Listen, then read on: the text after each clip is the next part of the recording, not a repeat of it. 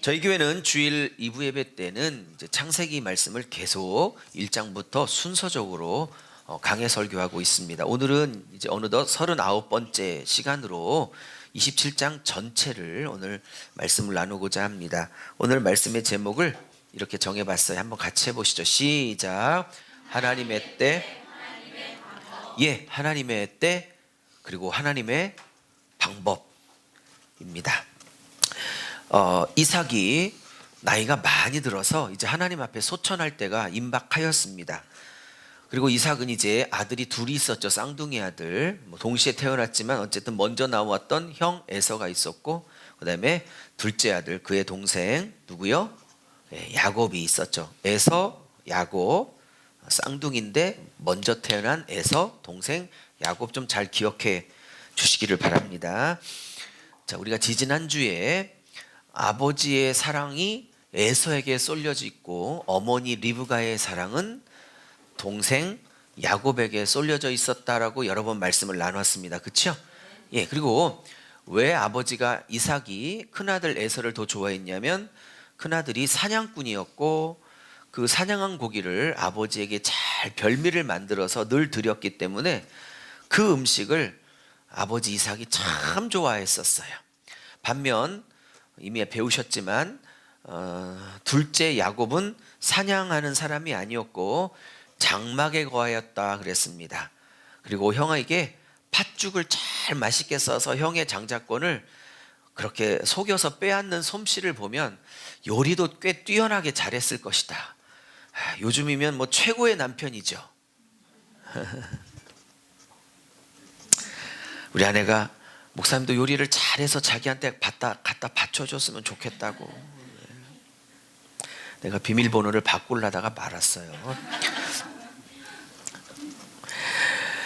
구약성경에서 장막에 거했다는 건 어머니 치마폭에 쌓여서 컸다라는 의미보다 구약에서 장막은 예배 전통을 갖고 있는 말입니다. 그가 장막에 거했다고 해서 단순히 그렇게만 살았다는 뜻이 아니라 예배에 관계된 삶을 살았다, 그런 뉘앙스를 가지고 장막에 살았다 이런 말을 쓰고 있는 거예요. 사실은 어쨌든 이제 근데 사실은 임신할 때부터 어머니 리브가가 이 쌍둥이를 임신할 때부터 하나님께서 말씀하셨죠. 하도 둘이 싸우니까 리브가가 묻죠. 아니 도대체 왜 이렇게 싸워요? 이거 어떻게 하면 좋을까요? 했더니 하나님께서 얘야, 리브가에게 그런 말씀하시죠. 이 둘은 단순히 두 아이가 아니고 두 민족이 싸우는 거란다. 앞으로 이 두 민족이 싸우게 될 텐데 작은 자가 훨씬 더 큰 자가 될 것이다. 큰 자가 작은 자를 섬기리라. 이 말은 큰 자, 즉 첫아들은 에서와 그 후손들이 작은 자를 섬긴다. 즉 야곱, 즉 히브리 민족, 이스라엘 민족을 섬기게 될 것이다. 이렇게 이제 예언을 하시죠. 그래서 에서는 아람 민족이 되고 지금의 사우디아라비아, 이라크, 이란 이쪽 있죠. 중동 국가가 될 사람들이고 지금 야곱은 히브리 민족이 될 사람들이죠.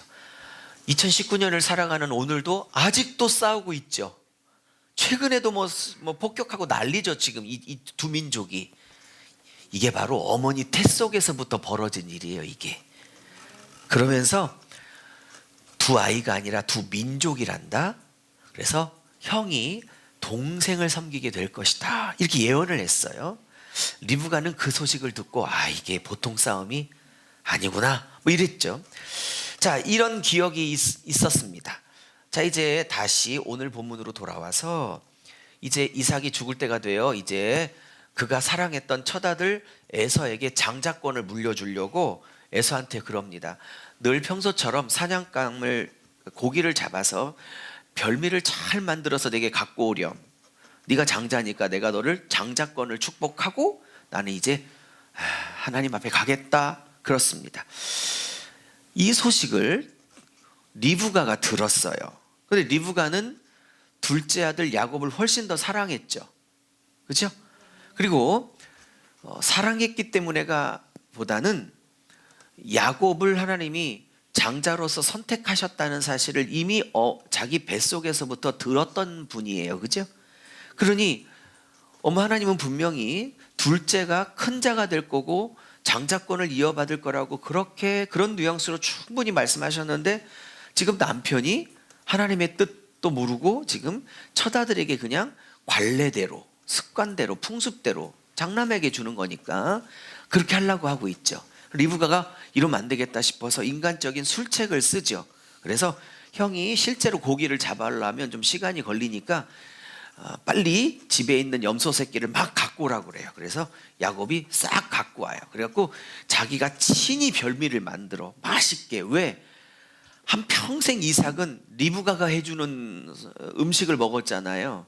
그러니 아내가 남편의 입맛을 얼마나 잘 알겠어요. 그래서 큰아들 오기 전에 염소 새끼로 별미를 만들어서 이 둘째를 이제 눈이 침침한 이 아버지에게 들여보냅니다. 어차피 눈이 침침해서 이게 큰아들인지 둘째 아들인지는 시각으로는 알아보기가 어려울 만큼 이제 나이가 들었으니까. 우리가 지난주에 27장 1절에 눈이 어두웠다라는 사실이 단순히 노아가 왔다는 뜻이 아니라고 그랬어요. 성경에 눈이 어두웠다는 건 문자적으로 눈이 조금 어두워진다라는 플러스 그 이상의 의미가 있다고 말씀드렸어요. 영적인 눈이 점점점 감기워지고 있다라는 뜻을 포함한 단어, 이중적 의미를 늘 갖고 있는다고 말씀을 드렸습니다. 자, 그래서 이제 갖고 들어갑니다. 근데 이제 리브가가 굉장히 또 지혜로운 여자인데, 원래 에서가 털이 많다라는 뜻으로 에서라고 이름을 진 거잖아요. 그 말 뜻 자체가 털이 많은 남자가 에서잖아요. 예? 그래서 형이 에서가 털이 많은데 그랬더니 걱정하지 마. 염소 새끼 가죽을 딱 입혔어. 미끈미끈한 부분에 딱 입게 만들어가지고 아버지가 아마 만져볼 걸 예상을 했는지. 그리고 심지어 에서 방에 들어가서 에서의 향취가 묻은 에서의 옷을 딱 입혀서 딱 들여보냅니다. 누구냐? 에서입니다. 이리 와봐. 아닌 것 같거든. 그래서 몸을 더듬습니다. 털이 많은 걸 보면 큰아들이 많은데 옷의 향기를 맡아봅니다. 어머, 이게 에서의 향취가 맞는데? 그러면서 계속 갸우뚱거립니다. 진짜냐? 오늘 4절밖에 안 읽었기 때문에 제가 지금 설명으로 빨리빨리 요약을 하고 있는 겁니다. 20장 전체를. 그랬더니 네, 에서가 맞습니다. 2번이나 얘기를 합니다. 그랬더니 이삭이 갸우뚱거리며 이렇게 말합니다. 몸과 털은 형인데, 에서인데, 큰아들인데 목소리는 야곱이로다 그러는 거야. 변조를 했어야 되는데 음성 변조 흉내가 그렇게 아마 완벽하지는 못했던 것 같아요. 그래서 가까스로 위기를 넘겨서 어쨌든 이 별미를 잘 잡수시고 아버지 이삭이 에서인 줄 알고 마음껏 축복을 합니다. 너로 큰 민족이 이루게 되고 하나님이 포도원과 포도주를 너게 허락하실 것이고 아침에 있을 땅에 있을 다 네 것이고 온갖 축복을 에서에게 하고 싶었던 축복을 다 합니다. 그리고 축복을 받고 이제 안수기도를 받고 이제 목적을 성취했으니까 야곱은 아버지 방에서 나옵니다. 나오자마자 성경이 그가 안수기도 축복기도를 끝내자 에서가 도착하였다라고 이렇게 씁니다. 자, 이제 그도 별미를 만들어서 들어갑니다. 축복해 주세요. 했잖아 아까. 저 지금 왔는데요. 아니 했는데 누구였는데요. 알고 보니까 이제 동생이 둘째 아들이 사기친 거라는 것을 알게 됐어요. 자, 아버지는 이렇게 말합니다. 큰아들아 에서야 미안한데 한 번 했던 거는 번복이 되지 않는다. 그리고 제가 아까 설명을 빼먹었지만 야곱에게 축복할 때 모든 형제가 너를 섬기게 될 것이라 이렇게 해버렸어요. 그랬더니 에서가 야곱을 섬겨야 될 일이 앞으로도 있게 될 것을 자기도 모르는 사이에 선포하고 있는 거죠. 네. 그래서 상처받은 에서가 너무 화가 나가지고 그런 얘기를 해요. 참 이름 한번 잘 졌네요. 그가 야곱일 수밖에 없는 이유가 있네요. 막 이렇게 얘기해. 나중에 읽어보면 그가 야곱으로 부르는 게 마땅하네요. 막 이래. 야곱의 뜻이 뭐예요? 속이는 자, 뒤통수 치는 놈, 남 사기치는 놈 이런 뜻이라고 그랬죠. 그러니 이름 참 한번 잘 지셨네요. 이렇게 비아냥거립니다. 그리고 에서는 이게 격분해가지고 이제 이 화난 감정을 풀려고 야곱을 죽이려고 합니다. 이 얘기를, 그러니까 에서의 분노를 간파한 어머니 리브가는 이렇게 말해요. 너 빨리 내 오라버니, 저 북쪽에 있는 오라버니 라반 삼촌네 집에 가서 며칠만 있어. 어머, 이 며칠이라고 표현하거든요. 정확하게 몇 날만 있어라 그러거든요. 형의 분노가 풀릴 때까지 아마 한 일주일이나 생각했을 거예요. 그 안에 어떻게 큰아들을 좀 달래보려고 했겠지, 어머니가. 근데 이 일주일이 혹은 이 며칠이, 뭐 며칠인지는 모르지만 이 짧은 몇 날이 무려 20년의 생이별을 하게 만든 겁니다. 그래서 이제 라반 집에 가서 어머니 리브가의 오빠니까 야곱에게는 삼촌이겠죠. 가서 20년을 살게 되고 거기서 4명의 아내와 함께 12명의 자식을 보게 되고 재물을 또 엄청나게 얻어서 20년 만에 아버지를 뵈러 이제 돌아오게 되죠. 이 사건 때문에 20년 동안 이제 이 야곱은 아버님의 집을 떠나 이제 훈련을 받게 됩니다. 자, 뭐 이런 스토리예요. 이 배경은 다 말씀드렸고요. 자, 이 본문의 내용을 가지고 하나님이 저에게 말씀 준비할 때 몇 가지 남게 나눌 말씀을 제 마음에 주셨어요. 짧게 나눠보고자 합니다. 화면 한번 보시죠. 네. 자, 한번 읽어보겠습니다. 시작. 나는 아멘. 대답을 해봐요.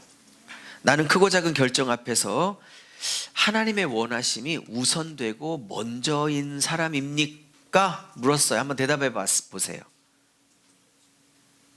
네, 그래요. 우리 한인 권차님은 그렇죠, 당연하죠. 그럼요, 인천에서 왔는데 인천에서까지 오셔서 아니요 이럴 수는 없잖아, 그죠? 잘하셨어요. 자, 이거는 지금 야곱 얘기를 하려고 하는 게 아니라 1번 이 주제는 이삭에 관한 얘기를 좀 하려고 합니다. 자, 짧게 볼게요. 이삭은 나이가 들어 죽을 때가 되자 장자권, 이게 히브리어로 베코라인데 뭐라고요? 네, 베코라를 장남 에서에게 축복하려고 합니다. 아까도 말씀드렸듯이 그러나 형은 동생을 섬길 거라고 아내가 하나님의 음성을 들었죠. 여쭤볼게요. 성경이 없어서 조금은 조심스러워요. 성경이 없지만 제 추측이 좀 맞기를 바라고, 이 추측이 맞는지는 나중에 천국 가서 이삭과 리브가 커플이 천국에 살고 있을 거 아니에요? 살고 있을 거 아니에요? 이 두 분에게 꼭 물어볼 거예요. 특별히 리브가에게 제가 물어보려고 하는데 제 상상이 맞는지.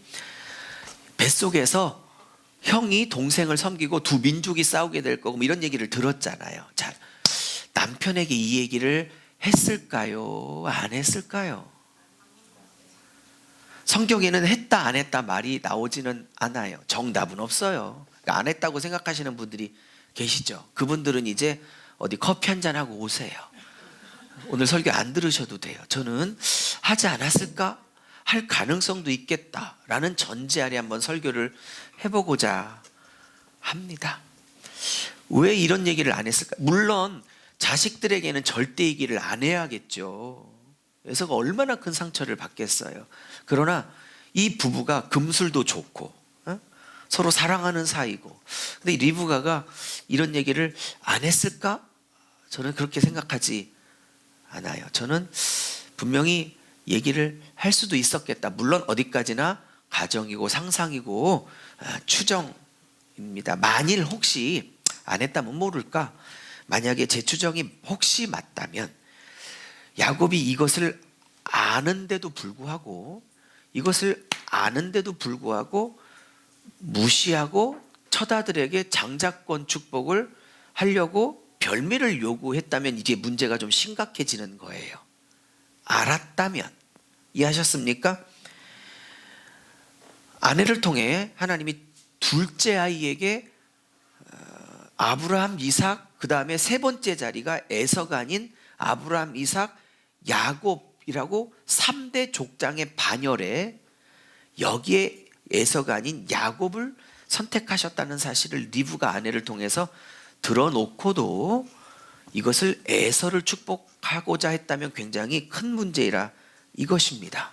하나님의 뜻이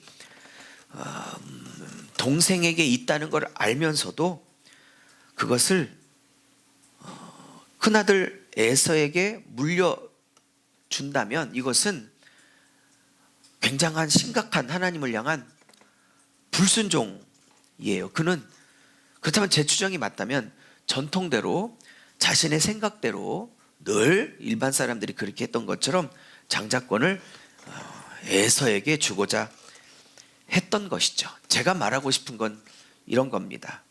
만약에 이삭이 이것을 미리 아내를 통해서 알고 있었다는 전제 아래 말씀을 드립니다. 있었다면 이삭은 큰 실수를 범하는 거예요. 하나님의 사람들은 크고 작은 중요한 결정들 앞에서 하나님이 뭘 원하시는지를 먼저 물어야 하는 사람들입니다. 크고 작은 결정 앞에서 하나님의 원하심을 나의 원함보다 먼저 찾아야 될 사람이 하나님의 사람들입니다. 이따가 목장 모임 오후에 나누실 때 제가 목장 교재를 준비했으니 나눠보십시오. 제가 이렇게 썼어요. 나는 크고 작은 삶의 많은 결정들 앞에서 하나님의 원하심을 먼저 생각하는 자인지 나의 원함을 먼저 우선하는 자인지 이야기해 보십시오. 좁습니다. 여러분, 크고 작은 결정을 할 때에 하나님의 원하심이 중요한 겁니까? 내가 원함이 우선되고 먼저이고 중요한 자입니까? 정직하게 한번 대답해 보시지. 나는 크고 작은 결정 앞에서 하나님의 원하심이 훨씬 더 중요하고 늘 그것을 우선하여 선택한다가 1번입니다. 나의 원함과 나의 필요가 먼저이다. 그러면 2번입니다. 여러분, 몇 번이십니까? 예. 네. 그래요. 인천에서 오셨으니까 좋은 걸 항상 대답하세요. 오늘은. 네, 2번. 네. 지금 대답 안 해도 됩니다. 이따 목장 모임 때 깊이 한번 나눠보십시오. 두 번째입니다. 오늘 좀 짧게 끝나려고 그래요. 자, 2번 시작. 하나님의 여러분, 그 믿으세요? 하나님의 때와 하나님의 방법을 따라 사는 게 진짜 지름길이라는 거 믿으세요? 하여튼간 저나 여러분이나 아멘은 잘합니다. 일단은 기분은 좋은데 아멘 많이 하셔서 그렇게 살아야죠. 야곱과 어머니 리브가는 장자의 축복을 가로채기 위해 작전을 폈지요. 형 에서가 사냥에 돌아오기 전에 먼저 장자 축복을 이삭에게 받아내고자 하는 겁니다. 형 에서의 옷을 입고 털이 많은 에서처럼 보이게 염소새끼 가죽을 몸에 입고 아버지 이삭을 속입니다. 아까도 말했지만 이삭은 목소리를 의심했지만 결국 속아서 야곱을 에서로 착각해 장자권의 축복을 둘째 아들에게 선포하게 되죠. 여러분, 하나님의 사람이 꼭 배워야 될 게 있어요. 그게 뭐냐면 하나님의 일은 하나님의 때에 하나님의 방법으로 하나님이 이루신다 라는 거예요. 아브라함, 이삭, 그 다음에 에서가 아닌 야곱이라는 이 3대 언약 계승자의 세 번째 자리를 에서가 아닌 야곱으로 세우고자 하는 건 하나님의 뜻이 맞아요. 그래서 장자권의 축복을 야곱이 받아가는 건 맞아요. 최종 목적은 그게 맞아요. 근데 중요한 게 있어요. 최종 목적이 아무리 하나님의 뜻이라도 잘 들으세요. 그 최종 목적을 이루어가는 과정이 하나님의 뜻이 아니면 안 되는 거예요. 목표가 아무리 정당하고 하나님의 뜻이 맞더라도 하나님의 뜻을 이루기 위해서는 과정이 어떠하면 어떠하겠냐, 그 목표와 뜻만 이루면 되지 라는 부분에 관해서 오늘 본문은 아니라고 하시는 거예요. 하나님의 뜻과 그 목표를 이루는 그 과정 하루하루 고비 스텝 순간순간마저도 하나님의 방법으로 하나님의 목적을 이루라고 오늘 본문은 가르치고 요구하고 있는 겁니다. 저는 수도 없이 제 인생도 그렇게 못되게 살아왔지만 불신자는 그만두고 예수 믿는 사람이 그 목적을 이루기 위해서 그 방법은 온갖 불법과 온갖 하나님이 원하시지 않는 것으로 그 목적을 이루는 것들을 많이 봤습니다. 글쎄요, 오늘 이 본문은 하나님이 그거를 그렇게 좋아하지 않으신다는 걸 가르치는 본문입니다. 내가 하려는 일이 하나님의 뜻이 분명하다 할지라도 그 목적을 이루는 방법은 반드시 아름다워야 합니다. 목적만 이룰 수 있다면 방법이 하나님의 방법이 아니어도 괜찮은 건 아니지요. 여러분, 왜 이런 얘기를 하냐면 리브가와 야곱은 이 순간의 장자권을 빼앗기 위한 이 잔머리 때문에, 이 순간의 선택 속임수 때문에 무려 어머니 리브가는 그 생떼 같은 아들을 20년간 볼래야 볼 수도 없었고, 야곱은 그렇게 좋아하는 아버지, 그렇게 좋아하는 어머니, 자기 고향을 20년 동안 단 한 번도 땅을 그 얼굴을 딛고 뵙지를 못했습니다. 왜? 형 에서가 죽여야만 속이 풀리겠다고 말하고 있기 때문에. 실제로 창세기 32장에 야복강이라는 그 강에서 에서가 20년 만에 아내 4명과 12명의 자식을 데리고 아버지 어머니를 뵈러 20년 만에 귀향한다는 소식을 듣고 형 에서가 400명의 군사를 이끌고 야복강에서 그 맞은편에 딱 마주치죠. 왜요?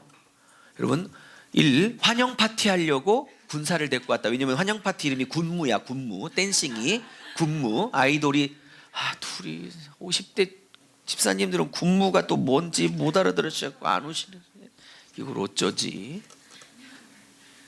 네, 그냥 넘어갈게요. 왜 400명의 칼찬 군사를 데리고 왔을까요? 설마 칼춤 군무로 환영하려고 하는 거 아니겠죠? 왜요? 20년 동안 복수의 칼날을 갖고 있는,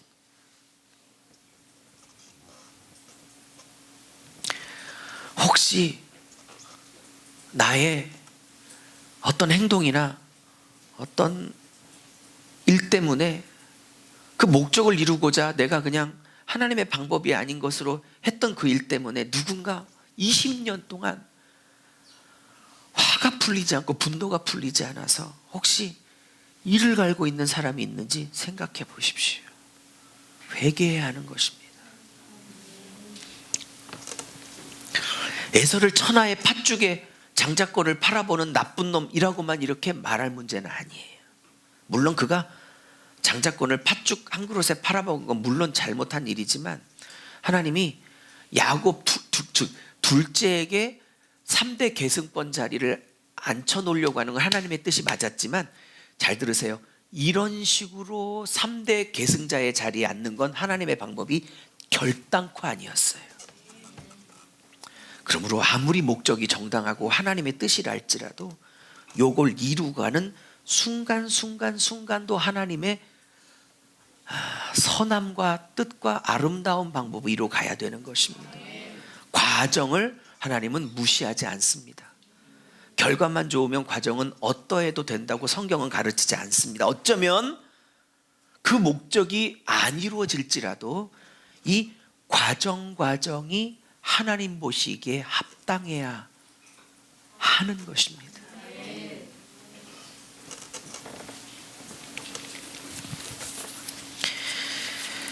하나님의 때, 하나님의 방법을 기다렸으면 이런 부작용은 없었을 거라고 생각합니다.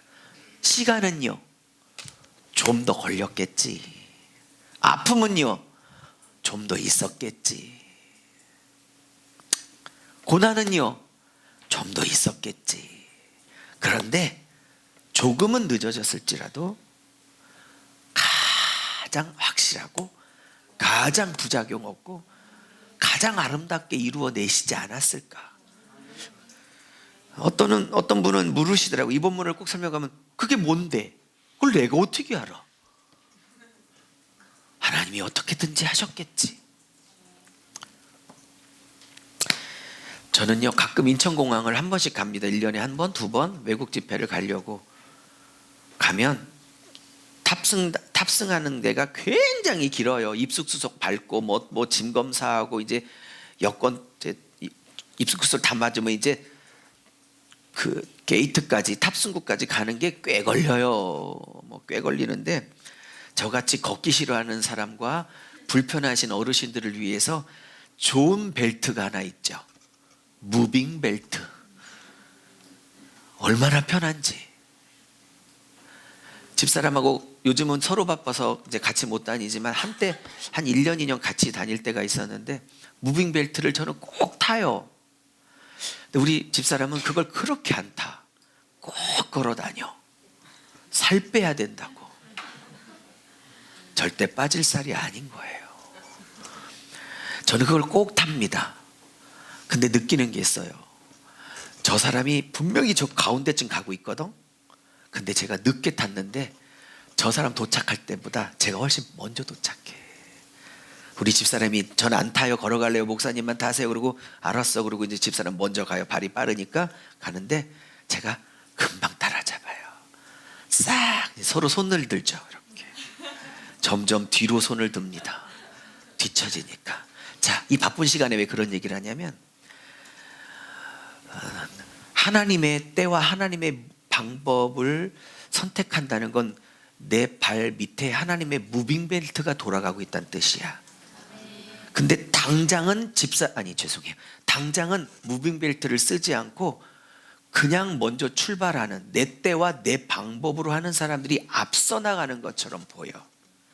그리고 하나님의 때와 하나님의 방법으로 가는 사람은 뒤처져 보여. 그런데 이 무빙벨트가 돌아가기 시작하잖아요.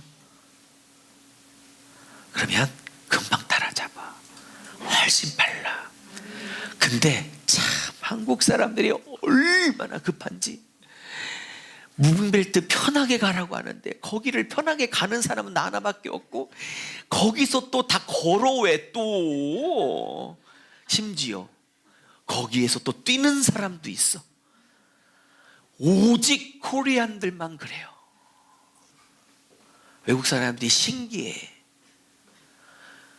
이거는 가만히 있어서 날로 사람을 캐리 움직이려고 하는 건데 왜 거기서 또 그러니까 둘이 뭐 제가 영어가 짧지만 둘이 이렇게 하는데 이렇게 말해. 살짝 들리는데 야 여기서 걸으려면 왜 이걸 타냐? 옆에서 걸으지. 둘이 막 그래. 내가 그래서 뭐라고 말하고 설명을 해주려다가 영어가 짧아서 자제했어요.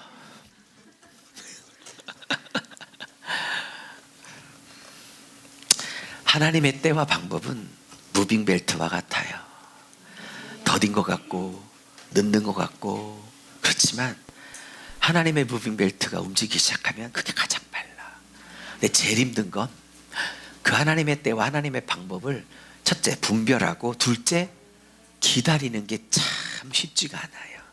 그러니까 리브가가 주동하여 야곱과 함께 이 무빙벨트 하나님의 때와 방법을 못 기다리고 그냥 먼저 인간적으로 작전을 짜서 인간적 방법으로 하나님의 목적을 이루려고 한 거야. 내 식대로 내 식대로 하나님의 목적을 이루려고 한 거야. 하나님은 얘야 내 목적을 이루는 것도 좋지만 그 방법마저도 너의 식이 아니라 나의 식으로 해야 되는 걸 너는 꼭 배워야 해 라고 가리키는 본문이에요. 제가 이렇게 썼어요. 나의 때와 나의 방법을 앞세워 낭패 본 경험이 있으면 나누어 보시고요. 하나님의 때와 하나님의 방법으로 하나님이 이루신 걸 경험했던 경험이 있어도 나누어 보세요. 이따 나누어 봐요. 내가 인간적으로 설쳐됐을 때 얼마나 힘들었는지 조금 더디더라도 하나님이 하시게 뒀을 때 하나님이 얼마나 수월하게 하셨는지 있으시면 나누어 보세요. 드디어 3번 마지막입니다. 시작. 하나님은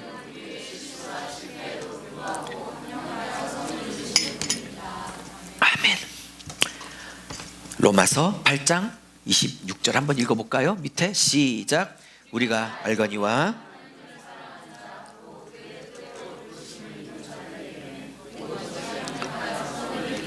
할렐루야. 로마서 8장 28절인가요? 너무 유명한 구절이죠. 다 이 정도는 암송하시죠. 그래요. 이 3번 메시지를 정리하다가 이 8장 28절이 생각났어요. 아, 그래. 하나님은 하나님을 사랑하는 자들을 아프고 힘들고 고독하고 잘못하고 바보 같고 어리석었던 그 모든 일들을 다 버무려서 결국 선으로 돌려주시는 분이구나. 이 3번은 오늘 본문 때문에 나온 게 아니라 49장에 야곱이 죽거든요. 147세에 창세기 49장에 이 땅의 삶을 마무리합니다. 앞으로 한참을 더 살아요. 제가 49장 50장까지 창세기를 목사님들에게 다 가르쳐 봤기 때문에 미리 알고 있잖아요. 저는 앞으로 하게 될 야곱의 생애를 미리 한번 오늘 정리를 해봤어요. 야곱과 리브가 인간적인 속임수로 인해 이삭의 가족은 큰 아픔을 겪게 되죠. 어떤 아픔이요? 형 에서는 동생을 죽이려는 분노로 20년을 지옥처럼 삽니다. 제일 불쌍한 사람이 누굴까요? 쫓겨난 이삭? 뭐가 불쌍해? 지가 한 일 대가를 치르고 거기서 4명이나 아내를 두고 12명의 자식도 낳고 재산도 어마어마하게. 제일 불쌍한 건 죽이고 싶은 마음에 20년을 잠을 못 자고 치를 떨었던. 여러분 왜 새벽에 자다가 어떤 인간이 생각나고 으악 하고 막 이불을 팍 차고 일어나는 그런 경험 없으세요? 그걸 뭐라고 그러더라? 이렇게 이불킥? 오늘 이불킥을 처음 들었다. 손 들어봤어. 저기 끄덕여 보세요. 이불킥. 아, 그래요. 제가 볼 때 다 60 넘으셨어요. 50 하나인데요. 저는 이불킥. 그래요. 저는 알고 있었던 용어지만 이불킥. 네. 아, 네. 아니, 알고 있었어요. 이불킥. 그래요. 새벽에 이불킥 할 때 있으시죠? 저도 있었어요.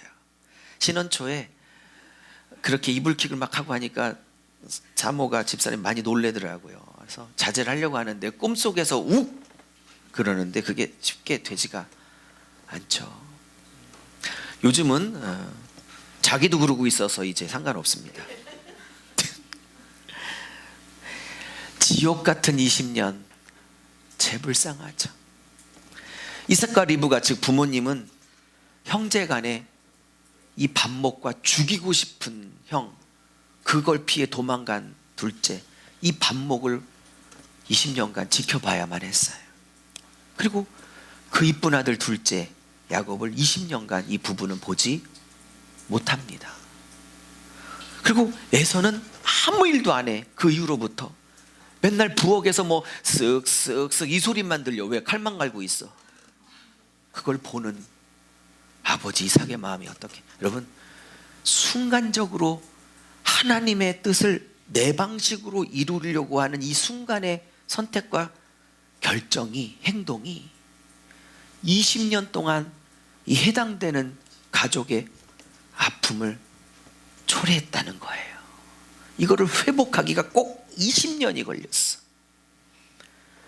하나님의 때와 하나님의 방법을 안 기다려서 내가 인간적으로 버렸던 그 일을 회복하려면 최소 10년, 최소 20년이 걸려. 제 경험은 10년이 넘게 걸리더라고. 10년이 넘게 걸려. 그러니 이 청년들은 이게 무슨 소리인지 아나 몰라. 근데 이게 좀 인생을 살아보면 이게 무슨 말인지, 지금 오늘 끄덕은 왠지 40대, 50대, 60대에서 많이 끄덕이고 계세요. 살아봤으니까. 이렇듯 하나님의 때와 방법은 그걸 따르지 않을 때는 많은 대가를 요구합니다. 자, 여기까지 오늘 설교를 끝냈으면 오늘 이 설교가 꽝이야. 모든 설교는 부정적으로 시작했더라도 항상 결론은 항상 소망을 주고 끝내야 설교가 맞아요. 저는 이제 이 마지막 본문으로 여러분에게 소망을 드리고 오늘 본문을 끝내고자 합니다. 그러나 하나님은 이런 리브가와 특별히 주인공인 앞으로 이제 야곱 얘기만 할 텐데, 이 야곱의 실수와 실패에도 불구하고 합력하여 선을 이루어 내고야마는 하나님입니다.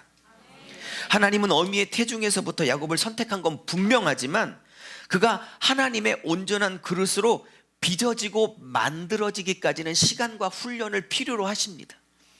하나님의 사람은 제가 써놓고도 마음에 들었는데 한순간에 만들어지지 않아요. 야곱은 이 사건 이후에 삼촌 라반의 집에서 20년을 혹독한 고난을 겪게 됩니다. 여러분, 야곱 그러면 전 세계 넘버원이죠. 뭐 사기치고 잔머리 굴리는데, 그래서 자기가 넘버원이라고 생각했는데 삼촌 라반에 갔더니 나보다 더 센 게 있던 거야. 그래서 20년 동안 아주 처절하게 당해. 여러분, 나보다 더 고수를 만났을 때 당황함 느껴보셨어요?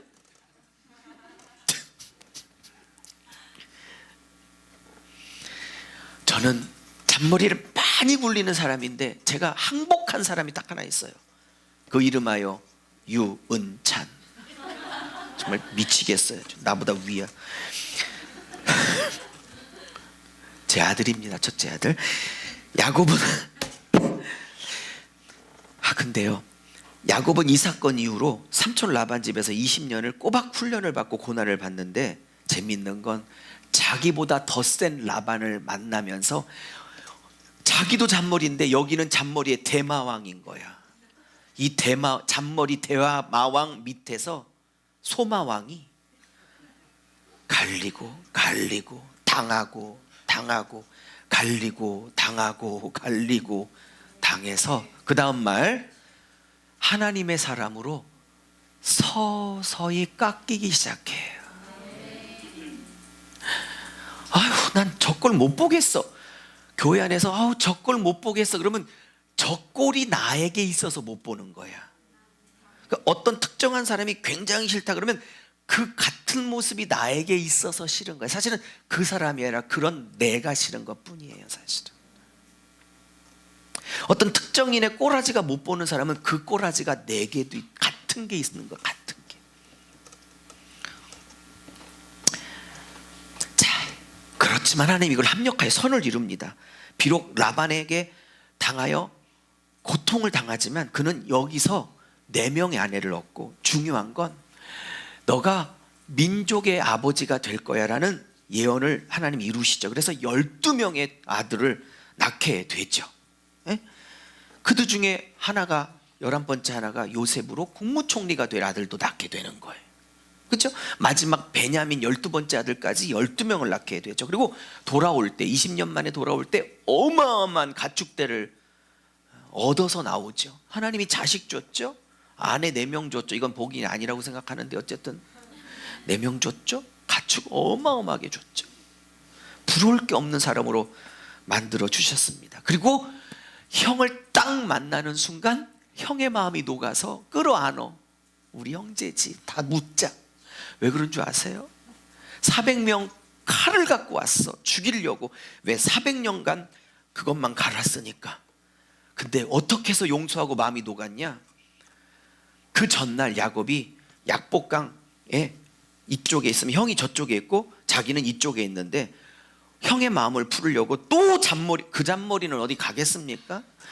하는데 두 대로 나눠가지고 4명의 아내 중에 여자 하인 출신으로 첩이된 그 그룹을 먼저 보내고, 이 여자가 낳은 서자들을 먼저 보내요. 그리고 두 번째 그룹은 이제 레아와 라헬, 즉 라반의 큰딸, 둘째 딸, 즉 본부인분 둘은 또 뒤쪽에 놔. 이 또 차별하는 것 봐 또. 그리고 그걸 두 대로 다 보냅니다. 그리고 약복강에는 자기 혼자만 남고 모든 것들은 두 대로 보내 형들에게 먼저 보냅니다. 아내들을, 자식들을 큰아버지에게 잘 인사하라고. 그리고 자기 혼자 남아요. 밤에. 왜 그랬을까? 형이 칼을 들어 아내와 12명의 자식을 다 베면, 죄송 이런 표현이, 토끼려고 그래. 이런 인간이 아브라함, 이삭 그 영광스러운 세 번째 자리에 올랐어. 그렇다면 우리도 기회가 있단 뜻이야. 우리도 소망이 있단 뜻이라고. 아멘. 자, 그럼 왜 용서했나 얘기하고 끝낼게요. 밤새껏 눈치 보고 있는데 새벽에 누가 와요? 한밤중에 하나님의 천사가 오죠. 둘이 막 씨름하는데 야곱이 얼마나 독한 인간이지 천사도 못 이겨. 새벽이 밝기 전에 천사가 하도 안 되니까 그냥 환도뼈, 허리뼈, 엉치뼈 쪽을 빵 쳐갖고 다리를 절게 만들어. 그때 항복을 하지. 밤새껏 씨름했을 거 아니야. 그리고 이제 혼자 건너갑니다. 건너가서 다리를 절고 밤새껏 싸웠으니까 흙이 온몸에 묻어있고 싸웠으니까 막 옷은 다 찢겨있고 머리는 거의 뭐 산발이죠. 그걸 딱 보는 순간 20년의 칼을 딱 갈고 죽여졌더니 거의 시체처럼 오고 있거든. 뭔 말인지. 저걸 죽이면 뭐 하겠노? 하나님이 안 죽일 수 있는 거지를 만들어가지고 마음을 또 녹여버려. 이래도 말씀 마무리해요. 우리의 실수, 우리의 실패, 우리의 바보 같음, 우리의 연약함이 결코 바보 같음으로 연약함으로 실패로 열매 맺게 하지 않아. 우리는 실패하고 실수하고 바보 같았고 어리석었는데, 그렇다면 열매도 실패고 실수고 어리석음이고 바보 같음의 열매로 맺어야 되거든. 에? 근데 요 사이에 잘 봐요. 요 사이에 하나님의 은혜가 개입하여 바보스러움이 바보스러움의 결과를 맺지 않게 하시고, 어리석음이 어리석음이라는 열매를 맺지 않게 하시고, 실패와 실수가 실패와 실수라는 열매로 맺지 않게 하시고, 여기서 내가 뿌렸던 이 바보스러움과 어리석음과 실패와 실수를 전혀 상상할 수 없는 아름다운 복으로, 선으로 바꾸어 버리시는 하나님이 계십니다.